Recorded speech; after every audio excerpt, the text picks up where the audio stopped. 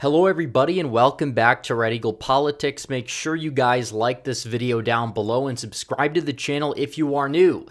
So how many videos do we have to make? This is the third video we make post a Trump indictment for something completely bogus. Donald Trump, once again yesterday, was indicted a third time. The third time over the past few months. We saw the first domino fall with the bogus Bragg case. Then you have the documents case. Now it's just another case after another case. He's being indicted for illegal breathing. That's basically what it is. And when you look into the actual case of the matter here, that is what it is. So we're going to look through these charges and we're going to discuss how bogus this is. This is something that's obviously a politically charged indictment for anybody who even is remotely paying attention, who is remotely being objective.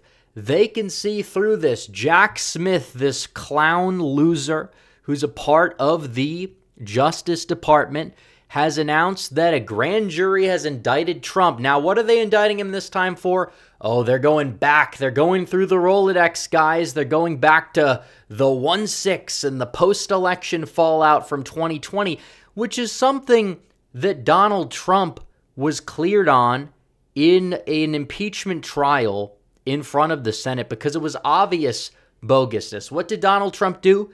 He exercised his First Amendment right, and on top of that, he held a rally with a few 100,000 people, many of whom extremely peaceful, outside of the Capitol building after the post-election fallout right before Congress was ready to certify the 2020 election. That's what he did. And he told people not to invade the Capitol. He told people to be peaceful, to coordinate with law enforcement. So whatever way you chalk this up, there's no way to really throw Trump in jail in any objective reality because of this, but they don't care about objective reality. Going through why the charges is false is important to do, obviously for political purposes, but at the same time, it kind of just misses the main point that they're trying to get this guy, the guy who's the number one threat to the system, and throw him in jail for literally nothing. That's what it is. And we're going to still go through the charges and talk about why they're false, but that's just a supplementary aspect to the gravity of this whole process that's been taking place. This case against Donald Trump, all these cases they've been throwing at him. Again, apparently right after it happened, no, it was completely, everything was fine. There was no need for an investigation. He got impeached. Now they're going back to it. Why? Because they know that they can't beat this guy. They can't beat him in the primary where he leads by 36 points, and he's probably going to be leading by a lot more after this. On top of that, they know that without additional legal drama and scandals, and possibly even with them, they're not going to be able to defeat Donald Trump in a general where Trump is polling even or ahead of Joe Biden. And on top of that, they also are trying to get him to drain his pocketbook as much as possible so that he's distracted with legal fees instead of actually being able to use his war chest on defeating Biden. Still, I think he can defeat Biden despite this, and we'll talk about the fallout. But let's look at the charges.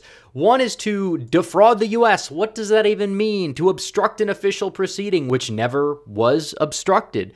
And one of conspiracy against rights. What does that mean? It's so vague. They are conspiring to create a lie to throw the number one opposition leader in jail. Jack Smith should be thrown in jail if you want to talk about the conspiracy that's being created. The indictment's reading, oh, well, Trump questioned the election. It's like, are you not allowed to use your First Amendment right to do so in this country? Doesn't matter if you agree with every single thing Trump has said on the matter or not. It doesn't matter. And Mike Pence, of all people, the neocons, are defending the indictment, saying it's an important reminder that anyone who puts himself over the Constitution should never become president. But in reality, they're the ones trampling over the Constitution to throw the number one opposition leader, Donald Trump, in prison. Why? Because he represents the people. He's the one standing in the way. They're indicting him to get to you, basically. We talk about the 2020 election. Is every single person who spread a meme about the 2020 election, millions of boomers, they're up next. They're going to be targeted likely by the IRS of either Biden, maybe not Biden's administration, but in the future, another administration. This opens up the door for it. Not only it's an extremely dangerous precedent for the rest of us, but also they're trying to take down the #1 opposition leader of the country for something blatantly false. If this happened in any other country, if Putin was doing this, if any second or third world country besides Ukraine basically was doing this right now, this would be considered third world authoritarianism. The neocons would be lining up to invade that nation, and that's what would be happening. But because it's happening on our home turf under the guise of democracy or whatever leftist buzzword they want to throw out there, this is completely normal. This is completely fine to throw the #1 opposition leader, because you could say, well, Kevin McCarthy is like the highest elected official, or you could say people like Greg Abbott or Ron DeSantis that are governors of sizable red states are like actually in power, but Trump still is the kingmaker. Trump's endorsement is the most powerful endorsement in politics. He's the Republican frontrunner for 2024. He's the one that's leading the movement against Biden above all other people. And in turn, he is the opposition leader. Make no mistake, Biden is distracting from a lot of things that he's done, that he could be under fire for, to go out there and try to get Trump and throw Trump in jail for just expressing his opinion of an event that he thought was unsavory to some extent. And that's true. It's the First Amendment. Now, sadly, this would not be a case anywhere except for D.C., San Francisco, New York, maybe Minneapolis. But either way, it is going to be taking place in D.C., and the judge that is overseeing the case is extremely tough on a lot of these 1-6 defendants and gave them sentences above what was recommended. So it's not really looking too good for Trump on that front. I'm not saying he's going to go to jail, but they're probably going to do anything they possibly can to drain his pocketbooks. And I'm not going to say it's going to hurt him too much electorally, because everybody knows that it's completely bogus. And if anything, him spinning the narrative to be the threat to the system they're trying to take down again is something that I think could help him in the long run, definitely galvanize his own support base. But this is exactly what's going on. They waited 2.5 years to bring these fake charges right in the middle of President Trump's winning campaign for 2024. This is what Trump said. 100% true. This is interference. This is 100% interference in the electoral process. And Trump is the one that's allegedly this evil threat to the order for just questioning certain things that may or may not have taken place.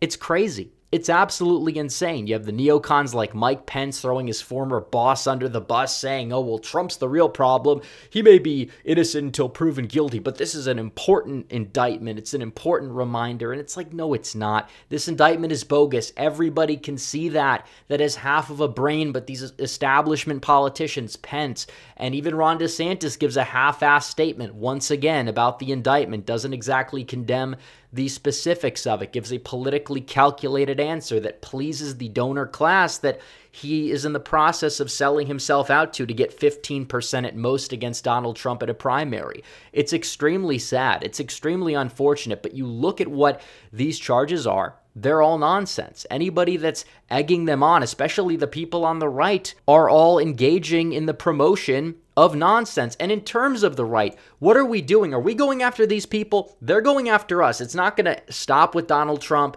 It's starting with him and a few other people that are close to him.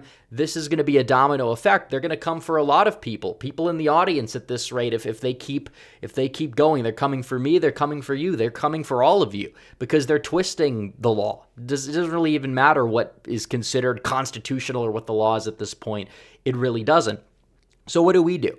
We could easily go after Biden. You have a lot of red DAs. You need red Alvin Braggs in red areas. There's a lot less crime there. Maybe they could focus on these crimes and actually do what they possibly could do to take down Democrat political leaders that actually engage in real crimes. We talk about the documents thing. Like, that seems to be the least uncredible of the three, but even so, he shouldn't be indicted for it. He shouldn't be charged for it. But you look at what Biden's done with his documents, Pence with his, Obama, presidents for decades upon decades.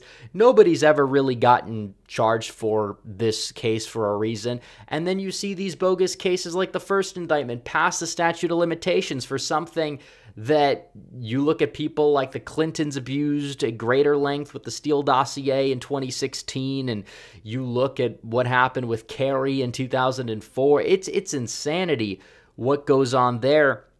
And then you see this, oh, well, people questioning an election is now illegal. Is that really going to make people believe in our election system? I don't think so.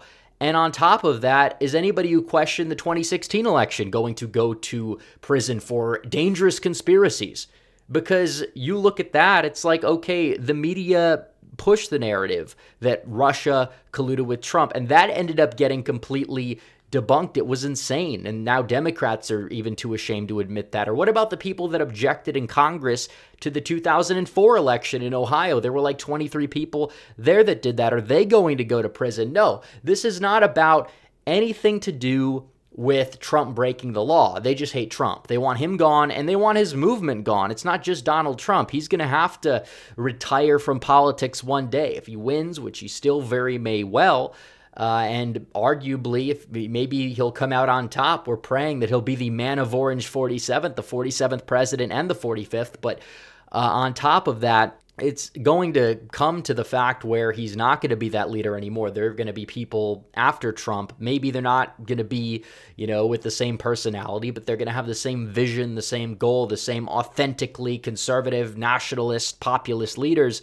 in the future. They want to prevent them, and they want to control the way that people think within the base, so they're weakened, so they fall back in line with the globalist, neoconservative, uniparty order. We can't have that happen, so that's why we got to rally behind Donald Trump. He's going to win the nomination by a lot now, and the polls are showing that. And in terms of the general, we'll see what happens. Hopefully he stays out of prison, but technically, legally speaking, he could run from behind bars and govern from behind bars. Legal scholars on the right and the left have admitted this. And if that happens, oh boy, it will be interesting. But I don't want that to happen. I want Trump to stay out of prison. I think he will. And we'll see what happens between now and the end of these trials, which they may take a while, but we'll see.